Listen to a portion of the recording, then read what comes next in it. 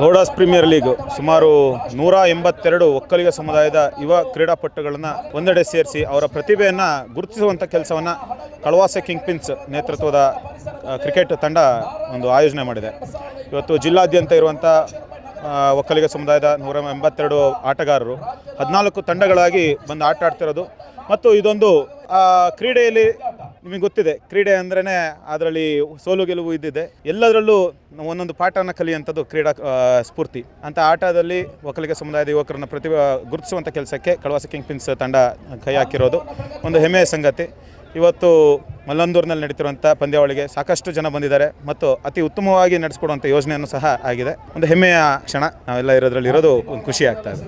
ಸಾಮಾನ್ಯ ಮಲೆನಾಡು ಭಾಗ ಅಂದರೆ ತೋಟ, ಕೃಷಿ ಕೆಲಸ, ಈ ರೀತಿ ಯಾವ್ದಾದ್ರು ಒಂದು ಸಭೆ ಸಮಾರಂಭಗಳಾದರೆ ಮಾತ್ರ ಎಲ್ಲರೂ ಒಂದು ಕಡೆ ಸೇರೋಂಥದ್ದು ಪ್ರತೀತಿ.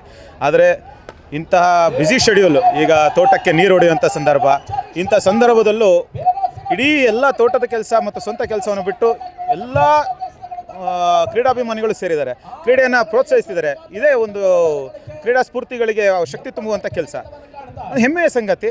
ಮತ್ತು ಎಲ್ಲರನ್ನೂ ಸೇರಿಸಿರೋದು ಅದು ಮಲೆನಾಡು ಭಾಗದಲ್ಲಿ ಒಂದು ದೊಡ್ಡ ಕೆಲಸ. ಇದು ಪ್ರಥಮ ಬಹುಮಾನವನ್ನು 1,11,111 ರೂಪಾಯಿಗೆ ಯೋಚನೆ ಮಾಡಿದ್ದಾರೆ. ದ್ವಿತೀಯ ಬಹುಮಾನ 77,777 ಮತ್ತು ಮೊದಲನೇ ರನ್ನರ್ ಆಫ್ಗೆ 55,555, ಹಾಗೆ ಎರಡನೇ ರನ್ನರ್ ಆಫ್ಗೆ 33,333 ಮತ್ತು man of the match, man of the series, ಹಾಗೆ ಆಕರ್ಷಕ ಟ್ರೋಫಿಗಳನ್ನ ಆಯೋಜನೆ ಮಾಡಿದ್ದಾರೆ. ಅದರ ಜೊತೆಗೆ ಒಂದು ಹೇಳಿ ಕೇಳಿ ಕೃಷಿಕರಾಗಿರೋದ್ರಿಂದ ಒಂದು ಹೊಸ ಪದ್ಧತಿಯನ್ನು ಸಹ ಪ್ರಾರಂಭ ಮಾಡಿದ್ದಾರೆ.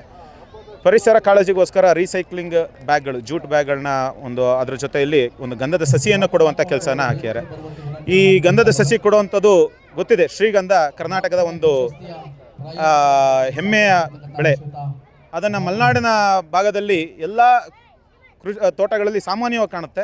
ಅದನ್ನು ಎಲ್ಲರೂ ಬೆಳೆಸಬೇಕು ಮತ್ತು ಪರಿಸರ ಸಂರಕ್ಷಣೆ ನಮ್ಮ ಹೊಣೆ ಅನ್ನೋದನ್ನು ತೋರಿಸೋದಕ್ಕೋಸ್ಕರ ಒಂದು ಗಂಧದ ಗಿಡವನ್ನು ಕೊಡುವಂಥ ಕೆಲಸವನ್ನು ಸಹ ಮಾಡಿದ್ದಾರೆ.